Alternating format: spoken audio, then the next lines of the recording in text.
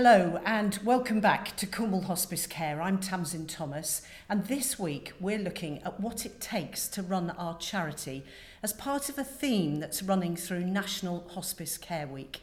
And today we're looking at the part that volunteers play, because they are everywhere in our charity. They're on our wards, they help with our fundraising events, they're in our offices, and they are absolutely vital. They're at the heart of what we do. And in fact, in a year, they will give 162,000 hours to Cornwall Hospice Care. So to find out more about just how important a volunteer is, I'm joined today by Paul Brinsley, who is our Chief Executive. Hello, Paul. Hello. Can you put a value on our volunteers? Well, if we were just talking in purely monetary terms, and actually I'm not sure how good a measure that is because it's their personal care that they give to us, it's about £1.3 million a year, which is absolutely amazing. And each year they provide 18.5 years of service into the hospices each year. It's fantastic and we couldn't do without them. And what sort of a difference do they make? Well, it's a huge difference. We have over 1,000 volunteers currently. Now we have about 150 working in the hospices, helping to care for the patients, helping on reception, helping on the wards. We have around 200 supporting our fundraising groups out in the community right across Cornwall, which is fantastic. And then amazingly, 650 volunteers in our 32 retail shops, and they support the shop managers in keeping the shops open and bringing in over £1 million a year to the charity.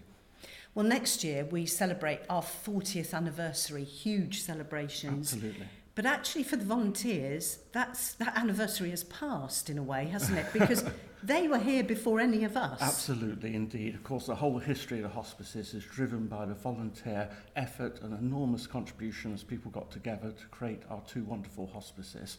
And in fact, one of the ways we've been recognising that is to give volunteer awards throughout the year. And this year we've actually awarded over 500 years of services for volunteers from volunteers, which is amazing.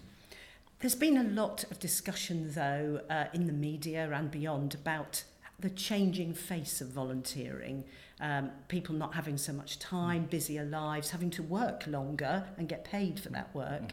What are we doing to try and keep abreast of that so we don't lose the value of our volunteers? I think that's absolutely right, and we have to keep on that, and we have to think about how we can be more flexible, how we can support volunteers better, how we can get them on board into the organisation quickly and painlessly, and how we can flex what we need in order to help them fit into, their lives, but also so they can keep contributing, because it's an amazing opportunity for people to come to the hospices. So some things we've been doing, for example, is supporting Duke of Edinburgh Awards, students and people coming along for work experience. And people have changing needs and they might want to come for a relatively short period of time to help on the wards or in the shop, and actually that's absolutely fine and we can accommodate that.